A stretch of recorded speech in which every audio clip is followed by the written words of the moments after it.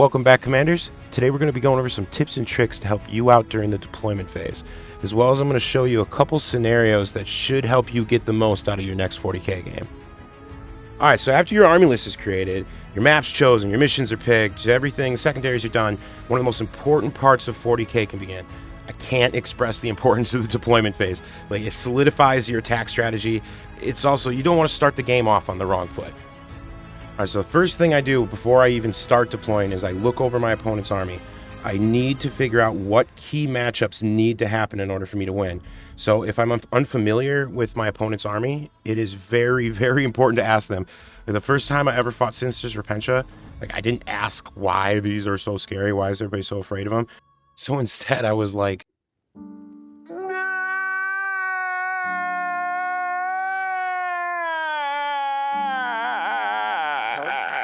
so the reason why it's so important to figure out these matchups is these are probably going to be the last things you deploy, since your opponent's probably going to deploy his key units last. So you're kind of playing a game of trying to bait the other person out so you know where you need to put your counters. So here's a brief list of kind of the order that you'll usually be deploying things in. Now, this does require a little bit of brain power too, because every battle's a little bit different, so take each thing with a grain of salt. Sometimes you're going to do things in slightly a different order, but generally the list goes like this. Deep striking units, planes and aircraft units, screens and your cheap stuff that you don't care as much about, your objective grabbers, then your long-range firepower units, then your key units, usually your big melee hitters, and then always remember, don't use up all your cover on the wrong things. Kind of have each piece of cover assigned to who it's going to go to. So usually I like to start off with deep strike, so this will just make my opponent put more things on the battlefield before I have to put anything on the battlefield. Next, I like to go with my planes, because a plane can go way back in a corner. It can pretty much go wherever it wants to anyways, so I try to put it as far back. It doesn't need any terrain to hide behind usually, so it's gonna kind of have its spot. Then after the plane, I like to do my screens and my cheap units. So this is stuff that I'm gonna try to run for an objective. If there's an objective in the middle of the field and you deploy a 6-inch moving unit, you basically have a 50-50 chance to get to the objective if you advance. So it's kind of just an extra little padding, but I like to try to get them up there. They're usually not taking any cover. So next thing I like to deploy is my objective grabbers. These are the fast guys. I'm fast as fuck, boy. The really fast guys. Still fast as fuck, boy. The things that can deploy slightly off to the side, not be like facing straight at the objective, and still be able to make it to that objective first turn. I don't think you have any idea how fast I really am. These sometimes you want to put behind cover depending on what they are, but this is going to be bikes, things that pre-move, things that are just fast. So also by deploying these quick units, I'm able to sometimes drop them in a place where I don't know exactly what side needs the support, and since they're so quick, they can go assist whichever side I'm going to need them to go to once I've seen more of my opponent's deployment. So next, I like to deploy my long-range units, because I'm starting to run out of table space, and I'm going to have to start getting picky about which pieces of cover I'm going to be putting what behind, because I still have my key units, which are most likely going to need cover for sure. These are going to be the long-range units. Is the stuff that's just going to pound my enemy from a distance, give my objectives secure units that cover fire that they need to push forward. And if I'm running, you know, a mainly infantry army or mainly a tank army, I'm using these weapons to just target down anything in my opponent's army that's dangerous to me. So that's why these got to come at the end, because hopefully your opponent's deployed some of his teeth by now. So last thing is your key units. So back at the beginning of the video, we talked about how you needed to know your matchups. This is where you're going to try to make those matchups happen. So if you've got a real big scary blob of 30 orc boys coming at you, like, you've got that counter for those orc boys set up right there. This is where you're going to take control of which side of the battlefield is yours. There's a lot of objectives on the table. You don't need all of them. You just need more than your opponent. So as you're deploying, you should have decided now, like, which objective is the one that you're not letting your opponent have. If there's two in the middle, like, he gets one, you get one. Hopefully you get both, but you're not letting him have both because of the way you deploy. All right, so I'm going to take you guys into Tabletop Simulator, and we're going to show you some examples. All right, so like I mentioned before, the first thing we do is we're going to look up some key matches here. So I have two lists, a Tyranid list and an Orc list. So in this example, we're going to be the Orc player. So we need to look at this Tyranid list, and we can tell right away he's got 3 big bugs that we're going to have to deal with. So I know that my Tank Bustas, as well as my Knobs and Grazcall, are probably the best thing I have for taking these out. As you can see, there's also 9 Tyranid Warriors, which is not cheap points-wise. I'm going to have to figure out some way to deal with them. I could let them chew on an empty truck or a battle wagon until I get support to them. That's probably going to be my best bet, but my biggest worry is these big bugs that are going to be in my face. Also, you can see this list is going to have a Trigon, so there's going to be some deep strike in it. So as I deploy, I'm going to need to make sure that on turn 2 I'm still fairly spread out, because I do not want to be hit from the back by those. Now, if I was playing as the Tyranid player, I basically need to be mindful of the same things. I can't let one of my big bugs get stuck in the wrong combat. For example, Grazcall, like, they're just going to lose to him since he can't take enough wounds per turn. So what I'm also going to need to do is I'm going to have to set up, make sure I can set up a 1-2-3 punch on Grazcall, basically where I can get the Swarm Lord into position. I'll have the Hive Guard ready.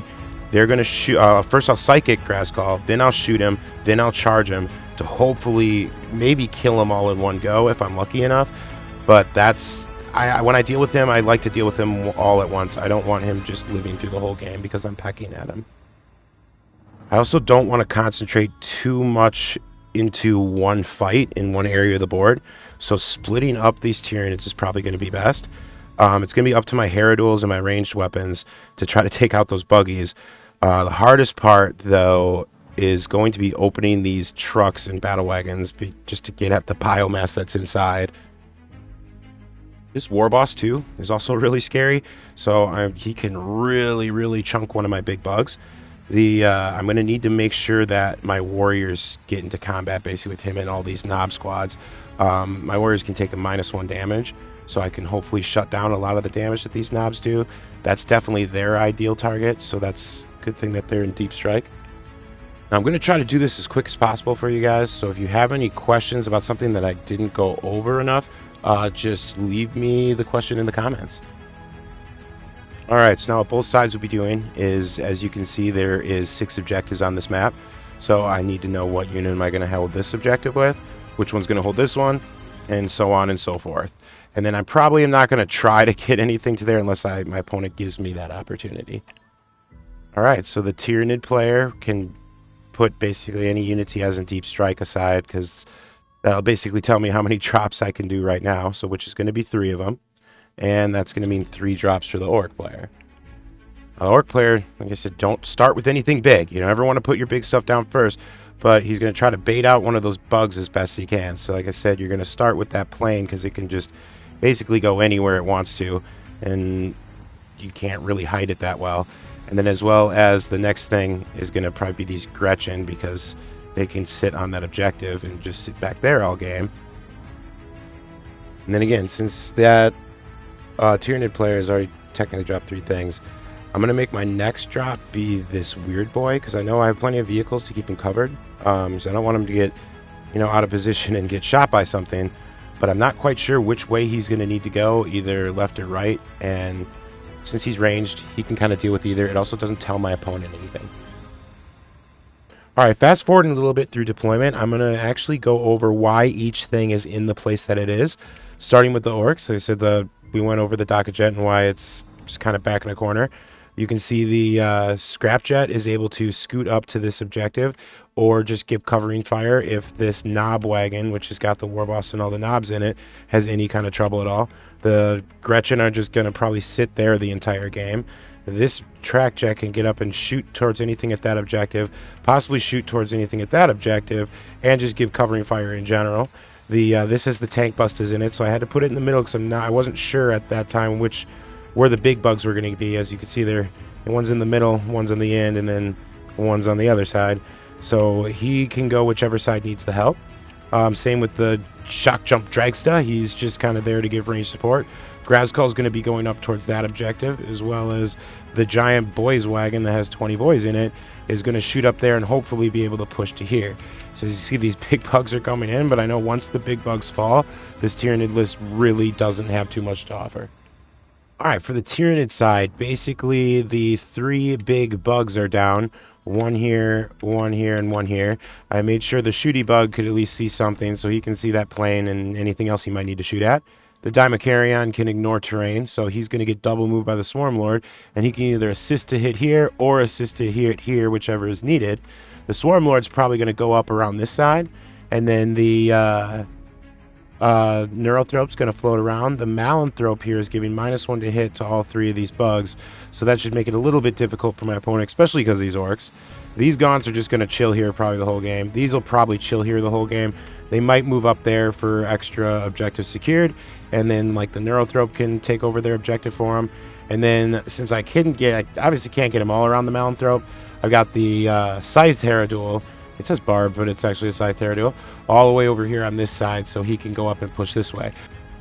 So the other thing I have is the Tyranid Warriors in Deep Strike. So these things are going to pop out of the ground and go after those knobs, and those knobs aren't going to know what hit them. Surprise, motherfucker! So since the knobs are over here on the Tyranid's left side, that means most likely the Warriors will be coming in this general area. I don't like deep striking in my opponent's back line a lot because that's a very dangerous place to be. So I usually kind of assist the front line if there's room. Otherwise, I come in off of the side. But that means the Dimacarion's probably going to need to be assisting that side with the Scythe Heraduel. And that's most of the deployment right there for these two armies. So here's some key things to remember and some bonus tips. Try to be really careful when you deploy characters. If your character is out in the open or he's got nothing behind him, someone can fly a plane right behind your character, shoot all their guns into it, and goodbye character. It was at this moment that he knew. He fucked up. The other thing when you deploy him, I usually like to deploy the character before I deploy the units that he's going to be buffing. This way that I can make sure that everybody's within his range and I don't accidentally mess up and this guy's out of his 6-inch bubble. Another really important thing to remember is if you have a unit going for an objective on the first turn, make sure you pre-measure so that way they get the best possible chance of getting there first turn. So always be asking yourself when you're deploying, where do I want this unit to be on my turn 1 move, and then where might he want to go after that. Every unit has a counter, so make sure you deploy the opposite side of what counters you and vice versa. Some maps also require you to split your army in half due to the objective being on one side and the other objective being on the other side, and there's a big huge piece of terrain in the middle. So try to have an idea before the game begins of if you have to split your army, what's kind of the best way to split it without sacrificing too much or gaining too little. And lastly, if you go second, try to deploy so that you have complete control over what it is your opponent's allowed to kill. Like, hide anything you don't want him shooting at, but also remember he's gonna kill something. So if he's gonna kill something, it's best that you pick what it is that he kills, and that all comes down to how you deployed. And that's it. I hope you guys like my video. Let me know in the comments if you think I missed anything, or you should just leave a comment on what type of video you want to see me do next. I'm a brand new channel, so please like and subscribe. It helps me out a ton.